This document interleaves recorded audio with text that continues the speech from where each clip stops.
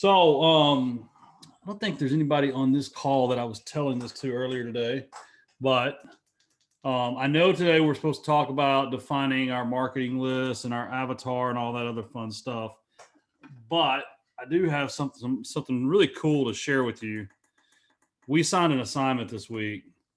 That's a $100,000 assignment that closes in 2 weeks. So that is the biggest deal, single deal that I've had in a long time. Uh, it's a crazy deal, and hopefully it goes through closing. I don't like to talk about deals too much before they fund, right? But this deal is. We originally went out. They were telling us how an investor had put it under contract for like 650 and didn't close. And we went, and my guy was telling me that he thought we could get it for 600. And I looked at it. It made me super uncomfortable on paper. And I told him, I said, look, I'll give 500. This thing's on Zillow. Zillow says it's worth $1.1 million. It's not. But so anyway, Zillow said 1.1. My wife ran the comps. She was thinking 750 to 850. It just depended. But the house was really choppy and it had several add-ons. Well, anyway, we were trying to come up with an offer. The guy was in a big hurry. He was about to list it with another agent. So we just told him, look, we'll give you 500. And he's like, no, that doesn't work for me. And he stopped calling us. So we sent him a nice note saying, hey, the 500 was just, you needed an offer immediately. If it doesn't work out with your realtor, just give us a call back. So then it was Sunday night, I think. He sends me a text and he's like, hey, our realtor brought us an offer of 575. We excluded you from the listing agreement. We really like your company. If you'll give us 550 with no closing cost, you got a deal. And so at that point, I'm thinking, okay, I better go look at this. This could be a good deal. But these bigger houses make me nervous, especially if I think I'm going to have to own them. Well, anyway, I go out. I look at the house on Tuesday. I took Jennifer with me, and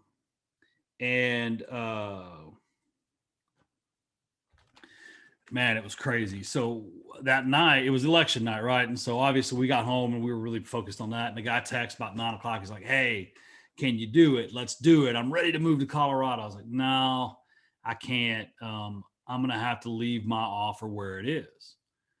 And then the dude texts back at like 10:00 at night, said, we like you. We trust you. We want to move to Colorado.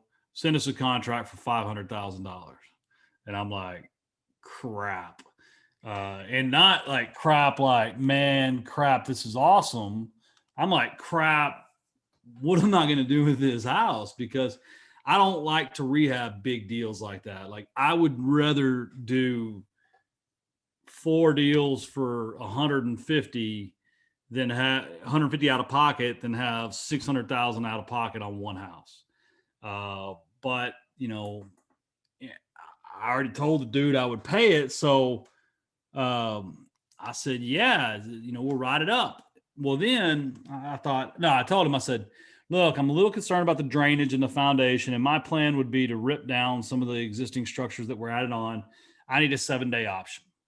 I said, I'll know within 7 days whether I can buy the house or not.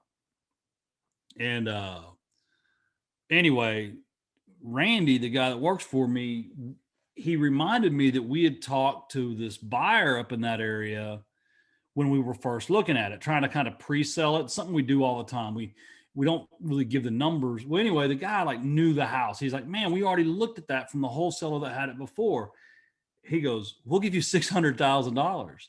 And I was like, wait a minute, Randy, I almost passed on this deal at 550 when we could have made 50,000, and now you're telling me that we get to make 100,000. He's like, yeah. And so anyway, that's been the most exciting part of my week. Uh, on Tuesday, I go and pick up all these big trees from the wholesale nursery, and I take my wife with me to look at that house, and I get here and cut the internet line, and then the debacle in the U.S. election system, and then by Wednesday afternoon, I find out I'm gonna make 100 grand on November 20th, and it's I'm not bragging. It's relevant to this class, this conversation. Um, and the cool thing is the commission structure I have Randy on. He and his daughter, I mean, they make 30 grand of the 100. So I get 70 G's. It's the second biggest deal we've done this year. It's the biggest deal we've done this year. We had a $62,000 assignment in February, and we've had several 40s and 30s. I think our average for the year is like 26, 27. So anyway, I say all that because it was super cool, and you won't hear me talk about that in public. I mean, I'm not going to put that on Facebook like gurus do. I guess I could. I'd probably sell more courses, but I don't like to talk about those kind of things. But I'll tell you this, as a business owner, as a businessman, as someone who has a team of people that has kind of been through good and bad situations with me, it will make me so happy for Randy and Shelby if they get that $30,000 on November 20th. Just I know it'll make a big difference to them, before the holidays, given how crazy this year's been. So yeah, that's my real world results from this week. Now we will move on to talking about marketing and lead generation. So that's it. I'm not gonna like post that part in the recording because it's just private. I don't like to scoreboard. I don't like to brag. I feel like if you ever tell someone a good deal, you're supposed to tell them at least a bad one too. And I don't have any bad ones right now on my mind, but so I won't post the recording of that. But anyway, so Neil said he can hear me. Ron raised his hand. Do you see the screen says wholesaling real estate week 4 lead generation? Cool. All right, we'll rock and roll. Close that. All right, so we're going to talk about marketing list, marketing collateral, defining your avatar, and standing out from the crowd. I probably should have reviewed that on the agenda page, but hey, we're just ahead. All right, you're going to consistently hear me remind you why people buy from us, because it's just important to always remember that the wholesaling business is a customer service business. It's a product business. You are cultivating a list of customers that you intend to provide product to and for. You are performing a task for money. It is not investing. It fits in the real estate investing industry, but it is not investing. And it's not investing because once I'm done with that $100,000 deal, I could do another one. I just like to remind kind of why people buy from you, because why people buy from you should guide how you buy from other people.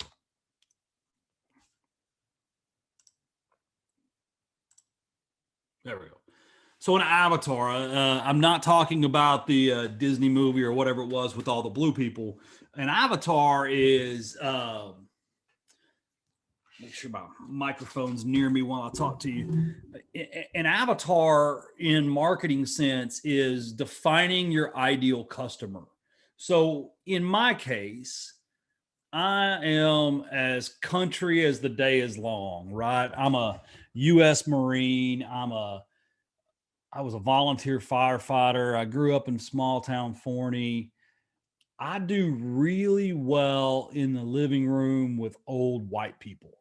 Uh, I remind them all of their grandson, and I remind them of, somebody in their family. And I really play up the Marine Corps, sometimes the firefighter thing if I know that there's a connection there. Um, but I say all this because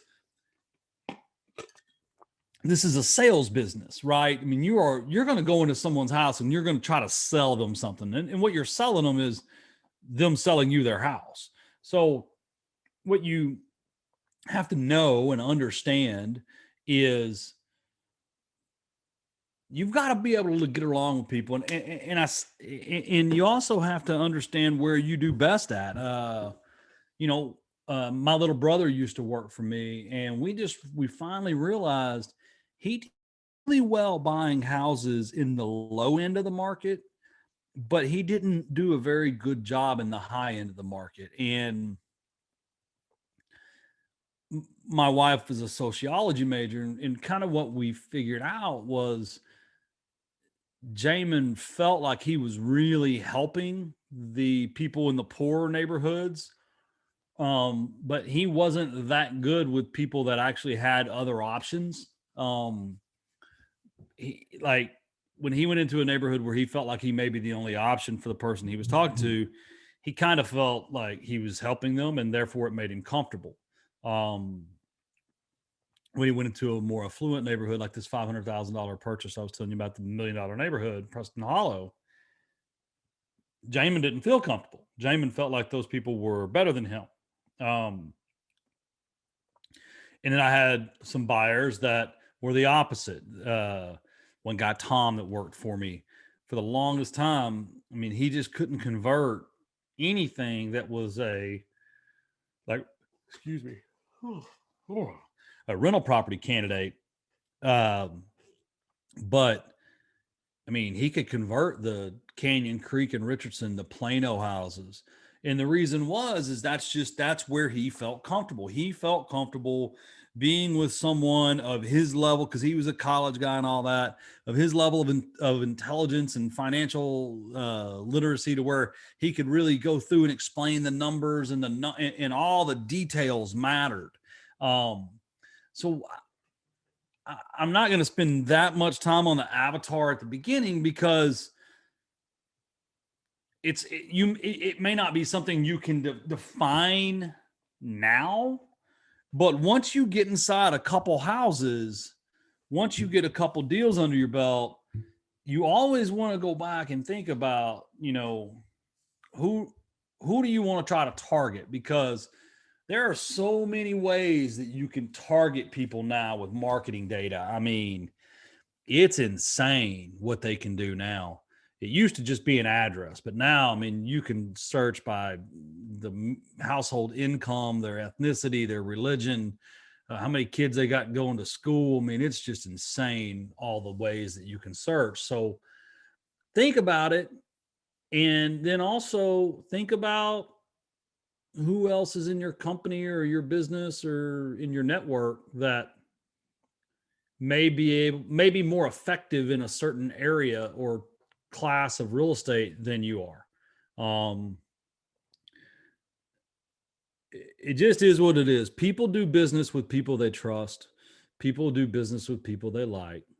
People do business with people that make them comfortable, especially if they're inviting you into their home.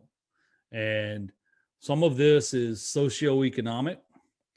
I've seen race and religion play a factor um, in uh, people's success in this business. Um, so, I mean, you can't control. I never forget. I pulled up to this house in South Dallas. I get out of my 4x4 truck, and this lady goes. She was an older black lady. She goes, "I should have known it was a white man going to show up." She said, "You can just leave." And I mean, I was like, "All right, wish you could have told me that over the phone. Like, if you're white, don't come." But I mean, it is what it is, right? I mean, this is not a social change webinar. This is a how to make your business successful webinar. So just know that once you start getting experience, you always want to look at and think about where can you target your target customer. And you'll know because you go on 50 to 100 appointments and there's this one certain type of person that keeps selling to you.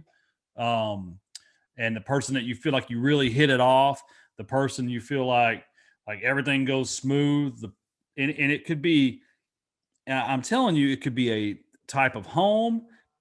It could be and I probably should have done a better job on the slides, right?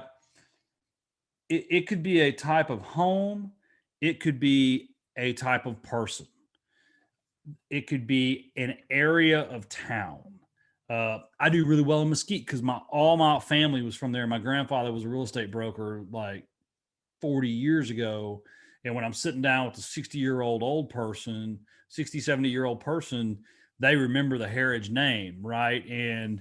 Or they may have, had a connection. So, sometimes it's location, sometimes it's type of home, sometimes it's type of person. So I have an avatar. I'm telling you, if I can get in a living room with a 65 to 70-year-old white lady, I'm money. I make them laugh. I make them comfortable. I'm money. If you put me in a room with a 50-year-old man, a lot of time, white or black, honestly, or Hispanic, I mean, a lot of times there's an ego thing going, right? It's like it's a man versus man thing. Whereas I can send my wife, or most of our houses now, Randy and Shelby go together because it's very disarming, right? You've got the 50-something-year-old dude and the 30-something-year-old woman, and you're able to play off of each other. And a lot of times you can feel who's the most comfortable with who. And so like when we were at that house on Tuesday with Jennifer and I end up walking around with the guy and he's telling me about all the structural problems. And then Jennifer ends up walking around with the lady and is over there talking about the coat closets, the fur closets, and the cedar closets. So it's still a sales job, right? You're going in and you're trying to offer someone time and convenience for a price. You're trying to tell them, hey, listen, you're going to sell me your house for, in this case, half of what Zillow said, less than half of what Zillow says it's worth. And you're going to do it because you can trust me. And you just want to make sure all those trusts are there. That's enough about this. It's an odd topic. You got to think about where you want to operate. So this map is 12 or 13 years old. It's old, but I keep using it when I talk to people because it's still very, very, very, very, very, very accurate. So the little pin there in the middle where I've got the call out, that was my office at the time. And I used a mapping program called Microsoft Streets and Trips back then. All these other pins were houses that we owned at that point in time. Yeah. And what I started realizing was I was actually much more effective inside this blue area. And I was much more effective inside the blue area because me and my people and I were always here, right? So since we were always here in the middle, when we got a call, we would go to the call quicker. So this ended up, it was a 30-minute drive. So what I charted out was where can I get from my office in 30 minutes? And that was the result, right? And the reason that it's kind of a weird looking map, right? You can get way out here faster because way out here, it's all highway driving. Well, from here, you're dealing with a lot more traffic. The reason that this seems a lot farther away than that is because you could take 635 and it was typically faster. So um, it's just one of those things. Figure out where you're going to buy the best, where you're going to be willing to go to, where you're going to be the most effective, and start with that. Start by designing your area of operations, where you're going to go look at houses. Now, this list is dependent on your exit strategy, but we're going to talk about wholesaling and kind of the homogenous list that I would recommend you build and create in order to have the highest probability of success. So first and foremost, it would be 70 to 90% of the median home price in your area. So for years and years and years, the median home price in Dallas Fort Worth was like $150,000. Now it's up to 250 or so.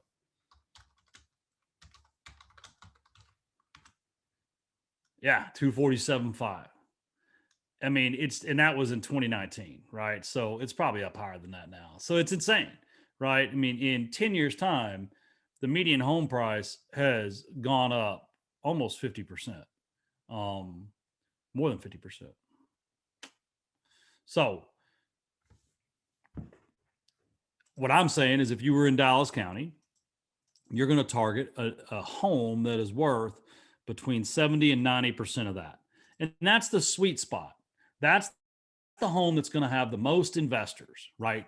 So if it's $250,000 times 0.7, that's 175,000, right?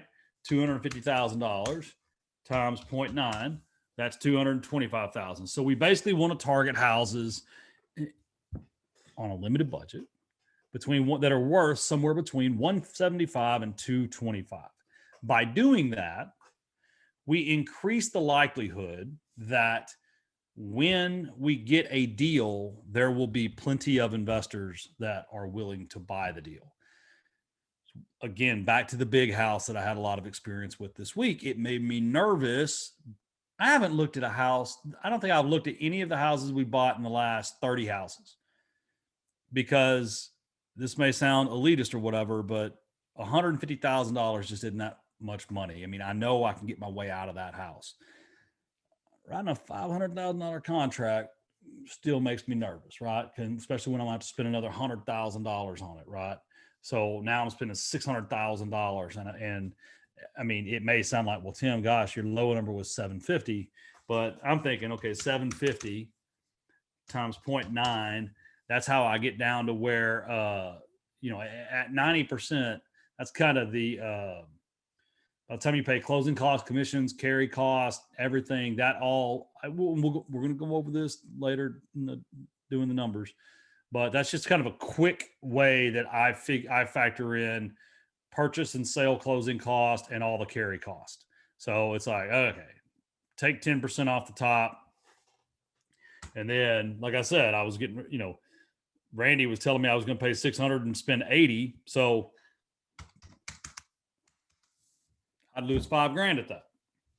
So you just got to be careful. So anyway, 70, 90% of the median home price are a lot easier to execute on. You're looking for someone that's owned the house at least 10 years. The most beautiful part about America with regards to our job here is every year people are getting lazier. Every year people are becoming more and more inept. You'd be amazed the people that don't know, the teenagers that drive, that don't know how to put gas in their own car, that don't know how to change a tire. I'm telling you, our business has like such a long road of viability because, I mean, people don't even know how to change an air filter or a light fixture anymore, or a light bulb anymore, much less a light fixture. So point is, once someone's owned a house for 10 years, they probably let it deteriorate. And if they've owned it for at least 10 years in America right now, it's appreciated enough to where they can probably still sell it at a discount and walk away with money. So that's kind of part of the key, right? So when you're building a list, right, you're building a list depending on your exit strategy. We're talking about wholesaling here. 70-90% of the median home price for your area, that you want people that owned it at least 10 years, and you target both absentee, that's the AO, and owner occupied house. So absentee owners, owner occupied. I target them both the same criteria. Some people will tell you to target absentee owners that have owned it for a year. I personally think that's moronic. I don't do that. I don't think it's a good idea. And when I get a postcard at my house, I don't think I have any right now, about a house that I just bought in the last month, it's kind of like, what are you thinking? Like, why would I buy a house and be ready to sell it at a discount now? I mean, I just bought it. And if the list, once you look at your target area and your list, and you apply your list, if it's still too large to meet your budget, and we'll go over that in a minute, you increase is the year's ownership, right? Because if you go from 10 years ownership to 15 years ownership, that will wipe a big group out. So that's kind of the way I do it. Okay.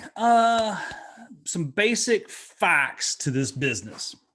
I know, don't deal a lot in facts, but in the world these days, but these are facts, right? Number one, you do not have a deal if the numbers don't work. I can't tell you how many times people call me, oh, I got this deal. Let me tell you about it. It's a little tight. And it's like, so I already know it's not a deal. I mean, because the numbers have to work, right? And in a minute, we're going to talk about different types of sellers, of people that sell their houses. And I just need to tell you, like, there is no such thing as a selling now list, right? I mean, the only selling now list is called the MLS or FSBO.com, or if you go to Zillow and you look for on the market properties, that's the selling now list. These other lists, these motivated seller lists, they're people that have a probability of selling. They are people that have it's a way to identify a motivation, and by identifying that motivation, you're able to deduce that they are more likely to sell. It has nothing to do with they're gonna sell. I know plenty of probate properties that they're not selling. All right, so what you're doing is you're trying to narrow down a list of people that have a high probability of selling, and then you're trying to layer over or you're trying to market to them and wait for them to have a trigger event. So the way marketing works, imagine Red Bull. I use this as an example almost every time.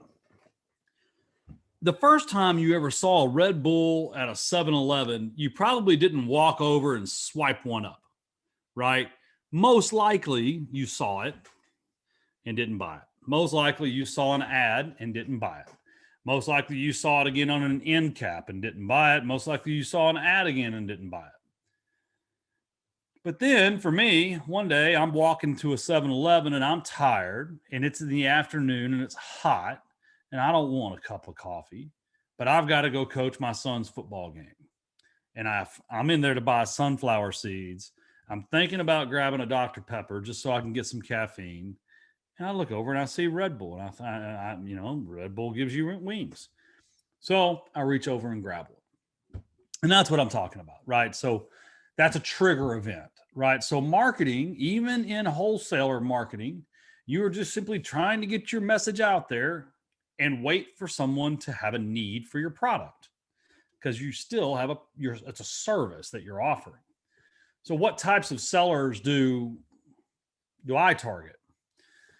Or do I recommend wholesalers target? So these are the kind of the 10 basic motivated seller lists that you can buy. And I recommend wholesalers target all of them except pre-foreclosures and tax liens.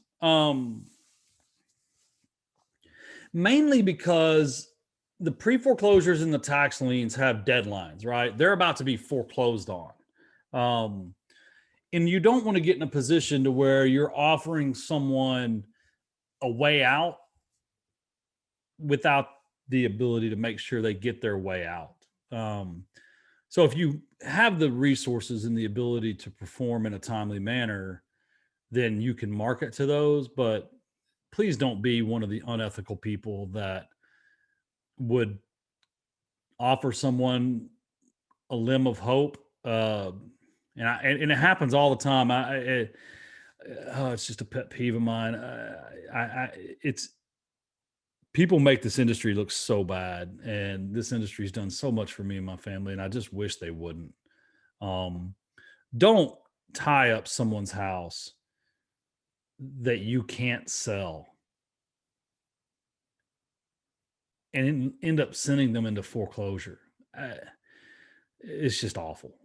So anyway, I don't recommend you.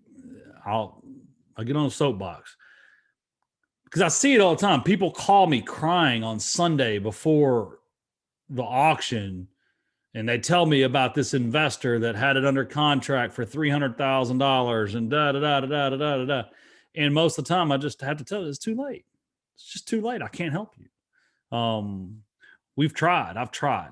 Anyway, uh, absentee owners, people that own a home and don't live in the home, pre foreclosures. We're talking about trustee sales there, people that are behind on their payments and they're about to lose their house, code violations. That's a great list that's hard to get because most of the cities don't provide it electronically. So I tell people all the time, if you can go get that list from the city, you'll have a leg up for sure.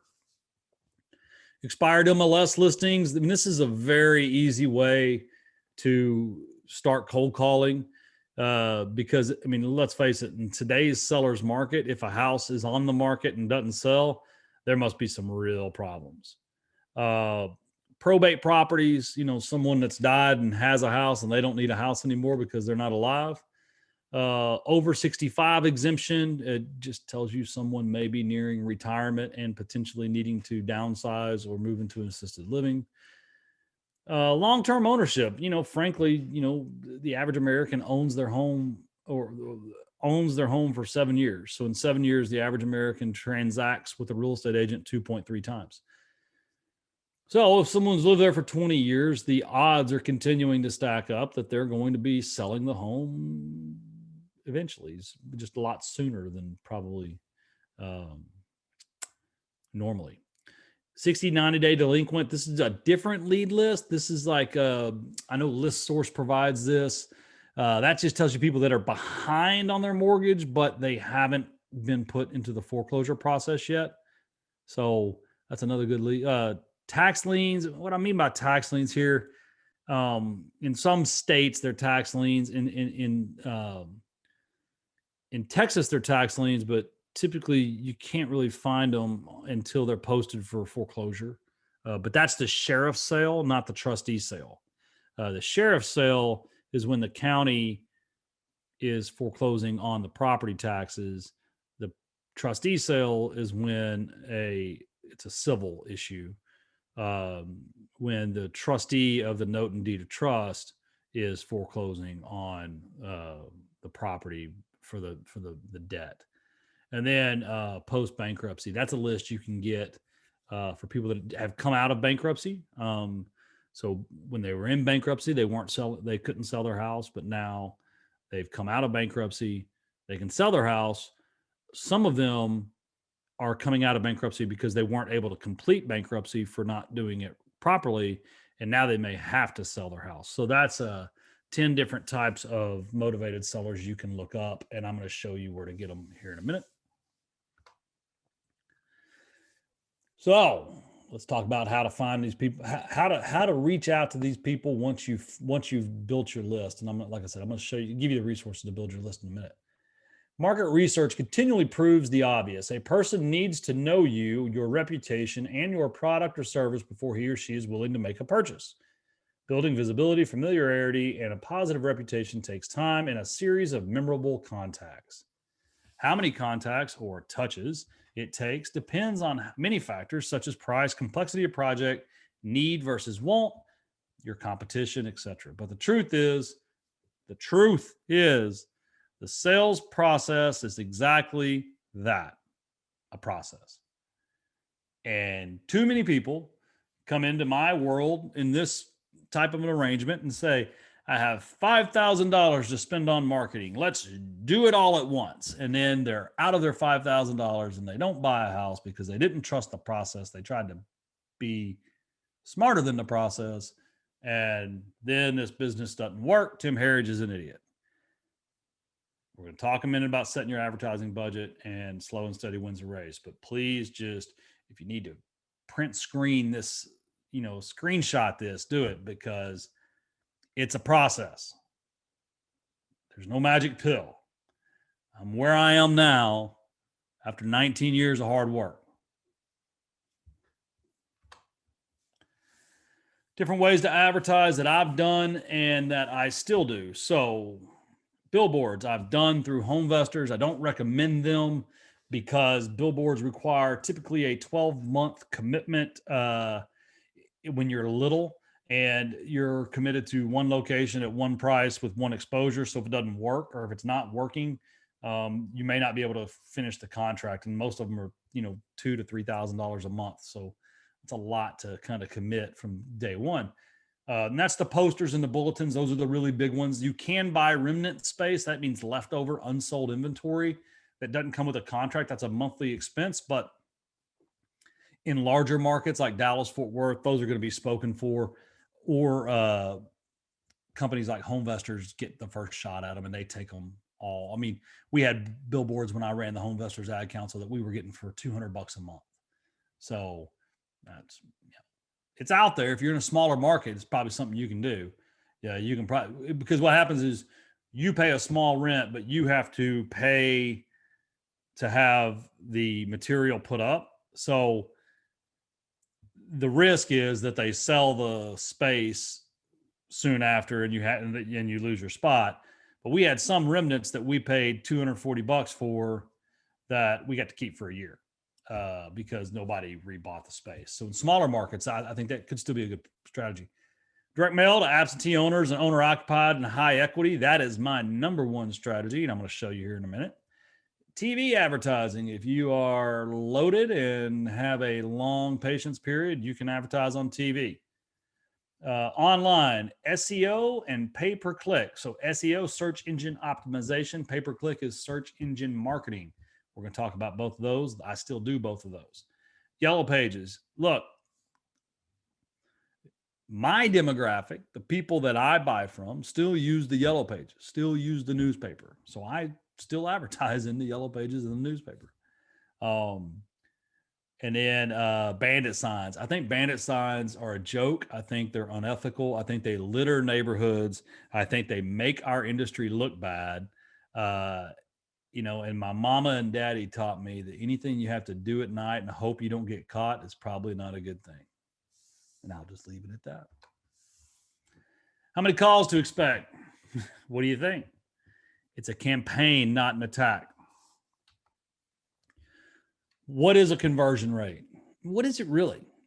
Do you want phone calls or do you want to buy houses? Right? So too many times people focus on a conversion rate. Is a conversion rate just when you get a phone call? Is a conversion rate when they have a house actually to sell? Or is a conversion rate when they actually sell you the house?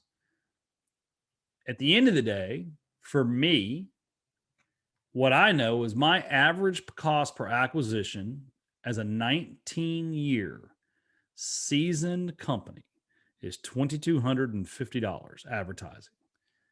I hear the average in Dallas-Fort Worth right now is around 7,000, 6,000 to 7,000. I'm good. I'm consistent. And the consistency is what makes mine lower because I don't try to rush everything. I'm not always trying new things. When I try something, I'm going to talk to you about that in a minute. I start very small. And then I slowly increase over time once it's had a chance to take hold, because I'm not just a talking mouthpiece here. I believe in this. What I believe is in these trigger events that I was telling you about, right? That's the need versus want. No one wants to sell you their house for a 30% discount. They need to, they have to. And it's up to you to slowly and methodically put your message out there at a spin level where you can remain consistent so that you can be successful, and not successful quick, successful over the long haul. So that you have a limited budget, and let's say that you are willing to commit $3,000 in advertising. And let's say that you are actually going to listen to Tim Harridge. There's a lot of assumptions there, but you're all great young wholesalers ready to learn and ready to listen to me. So here we go. This is what I would do if I was just getting started and I had $3,000 to spend on marketing. I would hop into listsource.com or rei.com, and I would build a list. The list would look exactly like what I talked about 5 slides ago. But remember, when I was talking to you 5 slides ago, what I said was, if my list was too big, I would first change my geography, but then second, start increasing the year's ownership. I'm really learning how to do this. I would take the list. I'd narrow it down to 3,000 contacts, and I would divide those contacts into 3 lists, A, B, and C, right? And so then in month 1, I would mail list A, which is 1,000 names. I would get no calls. I would go on no appointments, and I'd get no contracts. And at that point, my wife is telling me I'm an idiot. I'm saying that Tim Harridge guy was a liar, but I made a contract and a commitment, and by God, we're going to move forward. So the next month, I mail the next 1,000 names, list B. Again, that cost me $500 because I'm not doing a lot of volume, so it's costing me 50 cents a piece. This month, I get 1 phone call. In this month, that 1 phone call is from an angry person telling me that their house is not for sale, and I better not send them that postcard again. And if you've never done this business, I'm telling you, it happens all the time, that phone call. So I go on no appointments. I buy no houses. I tell my wife, we spent another $500, but hey, we got a phone call. My wife says I'm wasting my time. I say that Tim Harridge guy is an idiot, but I committed and I don't want to look like a failure. Now, I just want to let everyone know 30% of people that ever take my courses or my training have quit at this point. And that is why I have no problem sharing it. Honestly, it sounds awful. Most people lack the stomach and the backbone to be consistent. And if you'll commit right now to being consistent, I can't guarantee, but I can't guarantee you'll be successful, but I can guarantee the probability, in my experience, of you being successful goes up exponentially. It's a marathon. It is not a sprint. So month 3, I mail list C, 1,000 postcards in the mail, and I get 2 calls. But this time I get 1 appointment. And this time I go on that appointment. I don't know what I'm doing. It's my first one. I screw it up. I'm, fumbling through my papers and stuff. My wife says I'm wasting my time. I say that Tim Harridge is an idiot, but I'm one of the top 10% of people in the world. So I'm going to keep on chugging along. And here's what I'm going to tell you. And here's what you don't understand. That month you got 2 calls, but it's not from that month's mail. It's from the cumulative mail, cumulative message, the advertising that you've put out over the last 3 months. And this is where people don't understand. They want instant gratification. They want that magic pill, send postcard, get house. It doesn't work that way. So the next month, you mail another 1,000 pieces. This time you get 4 phone calls. You go on 2 appointments. You're still green. You're still learning. You don't buy anything. You already know what my wife says, and you already know what I say. The next month, you mail 1,000 postcards. Now you get 8 calls. Man, that's kind of busy for you. You go on 4 appointments. You don't buy a house. The next month, you get 1,000 postcards out. And remember, this is list C. This is only the second time those people have ever heard from you. Ever. This time, you get 16 calls, but you don't get the 16 calls from the 1,000 pieces. You get the 16 calls from the 6,000 pieces that you've mailed out over the last 6 years. You go on 8 appointments and you finally buy a house. So you buy a house, you sell a house. I help you. You make 10,000. You spent 30 or 4,000 with paying me and paying some other stuff. You multiply your cash times 250%. Not a bad deal, right? And I'm going to show you proof.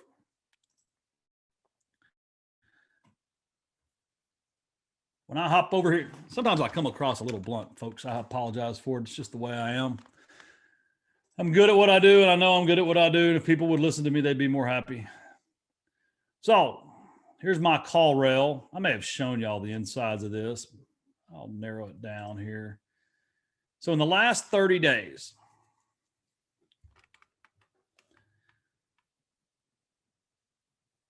I want you to look at the calls I've gotten. 2019 postcards, website, 2019 postcards, website, pay-per-click, 2019 postcards, Google Voice. Folks, I haven't used the Google Voice phone number in 5 years. It's been a long time. 2019 postcards, 2019 postcards, 2019, 2019, 19, 19 website. Oh, hey, look at there. There's a 2020 postcards. 2019, 2019, A2. You know what? I haven't used A2 since 2017. 2020, 2019, 2019, 2019. Look at this. I'm not even getting a whole lot of 2020s, but I'm not getting a whole lot of 2020s because I've only been using the 2020 number since July, whenever I put together the 2020 mailing list from the 2020 tax rolls. I'm telling you, slow and steady wins the race. You got to take your time. You got to be committed to the process. The guy that called me, the $500,000 deal was a pay-per-click.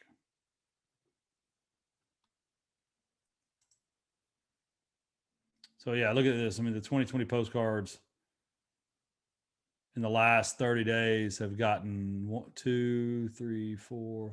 phone calls. That's all good. We're patient around here. So anyway, what I was telling you, that is the system for success. If you have a bigger budget than that, you can start bigger, but what you can't do is try to spend it all in 1 month and shortcut the process. It just does not work that way. And investors, what happens is they spend and quit, spend and quit, spend and quit. They're never consistent. They never have consistent results. And an inconsistent business is like a whipsaw, just back and forth, back and forth. It's not enjoyable. It's not fun. Be consistent. Start small, start slow, and consistently increase. I mail letters to my probate leads. I find letters are more effective as far as conversion rate goes than postcards, but they're more expensive. So when I get my probate list, I hit them with a letter and then a postcard the next month, a postcard the next month, a postcard the next month, and they drop off the list. Don't forget that. Probably should do another video on it. They do convert more most of the time. And some tips. Make sure it has a real stamp on it. Sometimes people will try to get you, if you don't use my vendor, they'll try to like print the bulk mail thing on it. And don't put We Buy Houses or House Buyers or whatever on the outside of the envelope. You really want someone to have to open the letter and start reading it. Postcards. This is my bread and butter. I send 7,000. Well, up until this week, I've been sending 5,000 of them a week out. I am now sending 7,500 a week as of today. Yeah. They have the lowest conversion rate, but they're so cheap. I mean, I'm getting in home for 33 cents a piece. And again, my strategy is all about long-term consistency. So it's like, I'm cool with that. Search engine marketing, or pay-per-click, is not to be confused with search engine optimization. Search engine marketing is paying for ads. It's the cheapest because you can get someone to your website for like 27 cents. But it's also like the most competitive because if they find your ad, they're finding someone else's ad, and they're shopping around, and you get a lot of click mandates. It's one of my highest cost per acquisition channels. Pay-per-click search engine marketing is, but it's scalable and easy to execute. Once you get your website up, if you went and set up one of the squeeze pages, like I told you, I mean, you can easily start with like $3 a day, $5 a day, just driving some traffic to your website. And then if you do the Google Analytics plugin, then you can kind of you can kind of start seeing it, and you log back in to the Google AdWords or Bing or whatever you're using. I use Google AdWords. You log back in and you start looking at the keywords that are being the most successful for you. And then you start backing out of that, the ones that you feel like aren't converting. But these are two of the ads I run right now. And the bottom ad converts better than the top ad. Now, search engine optimization. Every week, we publish 1 to 6 pages or blog posts on dfwinvestors.com. We have been doing that since July. Before that, I was not doing a good job at all at updating my webpage or my blog. And in July, I just got really super dedicated, July 8th, actually. And it's really been working well, but that's 3.5, 4 months later. Now, here's the nice thing. It doesn't cost you any money, really. I mean, you're going to pay Investor Carrot $99 a month. I pay WP Engine $99 a month because they host 10 WordPress websites for me. But I'm kind of a geek. I don't mind doing my own WordPress stuff. And so if you look at dfwinvestors.com, I mean, I built it. So every week I'm going in and posting not many blog articles. I'm mainly posting a new page, sometimes 10 a week, sometimes less. But so I've done a We Buy Houses page for every city in Dallas, Collin, Rockwall, Tarrant, and Denton County now. And I'm about to move to Ellis and Johnson. And then I'm going to come back around and do I pay cash for houses in all those cities too. So yeehaw. But, it doesn't take that long, and it's something that I feel like over time is going to be valuable. And it looks like it is because in the last 30 days, right, we've gotten 56 clicks, 25,000 impressions, very low click-through average. And our average position isn't that great, but If you look at just in the last, this was a 90-day snapshot. When it actually turned up queries, DFW investors, 11 clicks, and I'm in the top 2 position there. DFW investments, right? 2 clicks. I'm in the top 6 there. That's pretty good. That's first page, right? And these other ones I pretty much suck, but hey, we got clicks. I know that we've bought a house off of this already in a month of, in 3 months, 4 months of doing it. So it's working. It's something I'm committed to finishing. I did not hire someone to do an Ajax script or a scraper because I wanted it really done properly. But if you look, one good point, while I continue to drive home the point of being consistent, is look at the purple section, right, of the number of impressions, and just look how it just continues to trend up and up and up and up and up, right? And the clicks really spiked one day. I don't know what that was about. But I mean, just a click or two every other day, every day. I mean, it all adds up, over time. It's my business philosophy, and it's not sexy, right? But it's definitely keep it small and keep it all, and live the life I want. Because isn't that what this is all about? Resources. So listsource.com is a great way to kind of pick your geography and start adding on some little, high vacancy, high equity, all this stuff. They've got a million options. You can do price filtering and all that. i-rei.com. That's an affiliate site that I have through Property Stream. They do mailing lists there. They do postcards there. They do marketing tracking. They have a CRM. It's only $99 a month.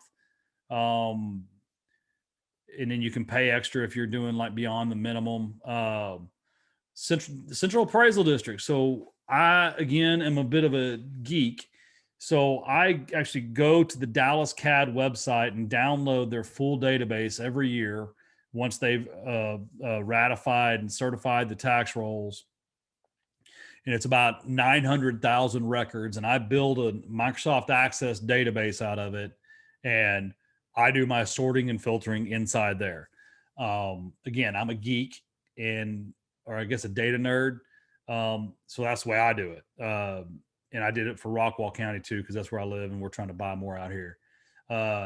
Verispark.com. If you're thinking about having a budget of $2,000 to $3,000 a month, let me know, or just go to Verispark or let me know. They do all of my mailing.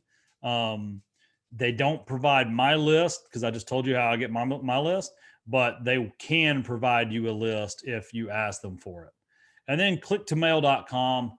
They provide postcard templates, mailing services, and they'll provide lists as well. So there's just some resources to go about that. I have gone pretty long, so we'll take some quick questions and then we're out.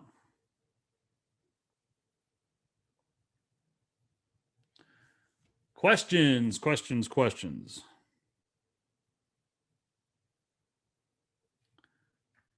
I hope you enjoyed the call.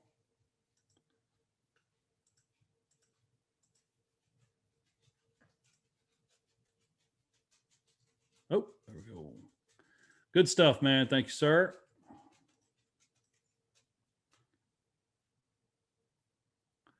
Thank you. All right. Well, if there's no questions, I'm going to go eat dinner with my wife because I have to go to San Antonio at 5 a.m. to meet the chief inspector and file fraud complaints against several contractors. So, yeehaw. Notes. I will send out the notes from week 3 and week 4 by the end of the week. I've got someone typing those up right now. That's it. Hope you all have a great day. And we'll talk to you next week.